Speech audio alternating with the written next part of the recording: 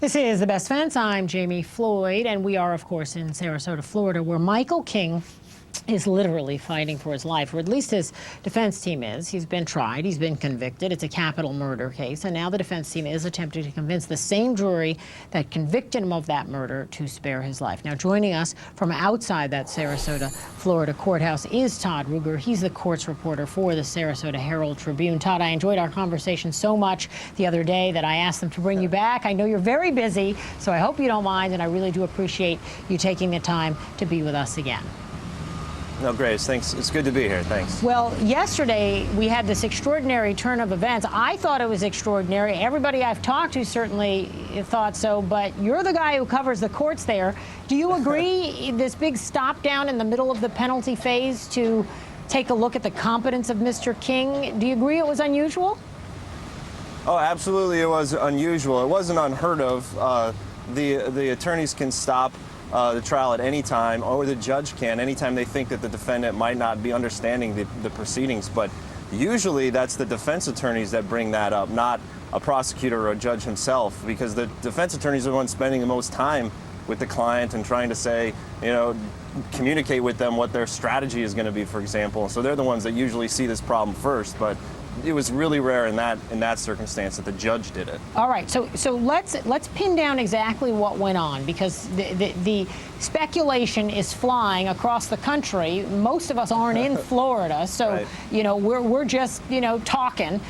Some folks are blaming the defense for trying to create a competency issue late in the game where one doesn't exist. Some folks are blaming right. prosecutors, saying that they're trying to bulletproof the appellate process. I like that phrase. I don't know if that's what's really going right. on. Some folks, and saying it's cynical. Some people are saying prosecutors are cynical. Some people are saying prosecutors are noble and they don't want to execute a guy who really can't understand what's going on. I'd right. like to believe prosecutors are that noble, but I don't know that I really do. And some people are crediting the judge for having noticed that maybe something changed in Mr. King's demeanor. So tell us, Todd, you're the guy who's covering the story. What exactly happened?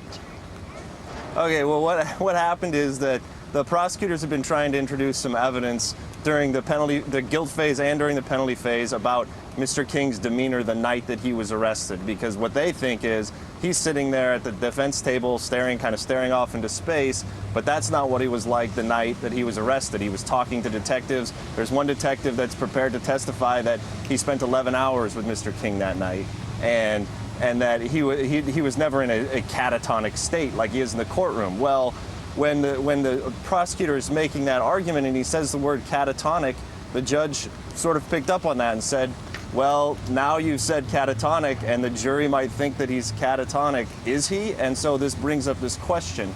So the people I've talked to around here say that there's no way that the prosecutor, Lon Errand, who has been fighting for that, intentionally or in any way was trying to, or thought that it would result in a competency hearing in the middle of the sentencing phase, because it's such a risky move, basically, because what would have happened had these psychiatrists decided that he was incompetent to proceed? It would have been maybe a mistrial, or at least suspending the trial for the time being. All right, well, fortunately or unfortunately, depending on your point of view, we're not at that stage and the trial goes forward. So what happens now, right. Todd?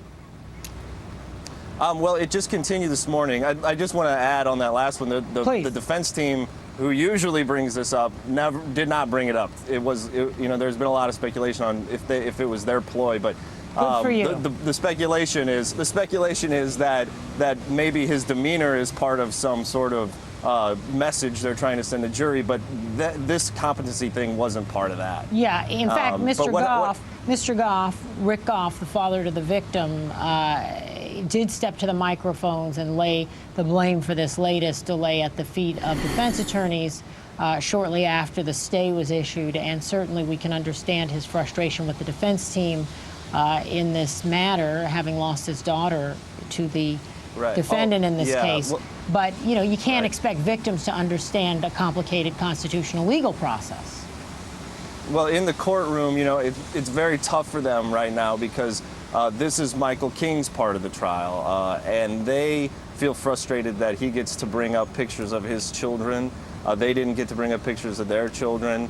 to show the jury. They're frustrated that they get to talk about what they see as sort of these crazy stories about a sledding accident where if it were true, he would probably be dead because he was hitting a pole at such a fast speed. And so every time the defense is bringing up their stories about Mr. King's past and what may be affecting his mental state, they're sort of sounds of incredulousness there.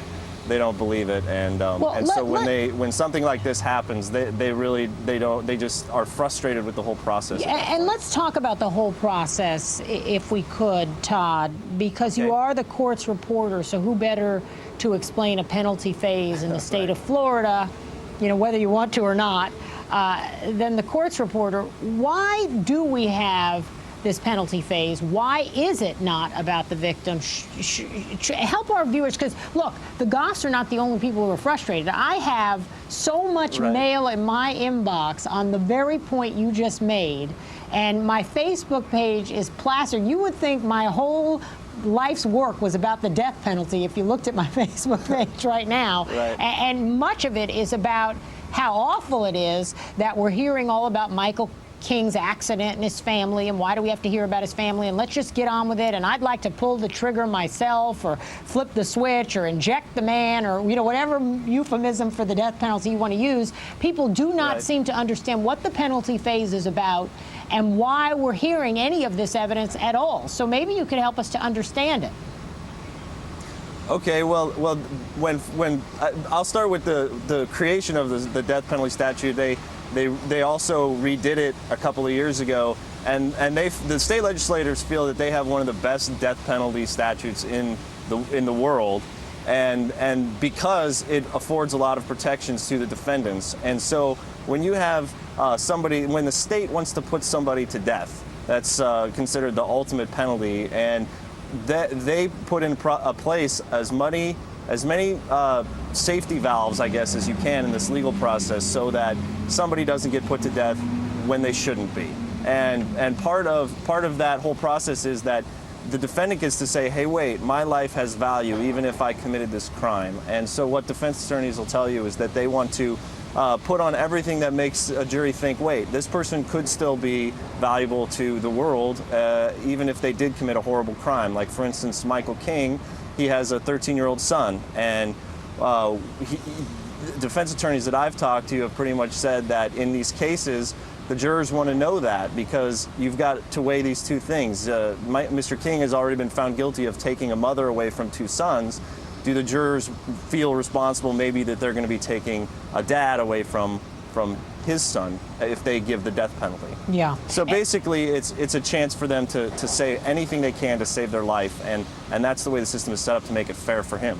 Yeah, and surely even if they decide to impose the death penalty, they wouldn't want to find out after the fact that he had a son. They'd want to know that in advance of their decision so that they can factor it in. I think any juror would be very dismayed to learn after the fact that an important factor like that had been kept from them. Todd, that was a terrific answer. I really am glad I asked you that question.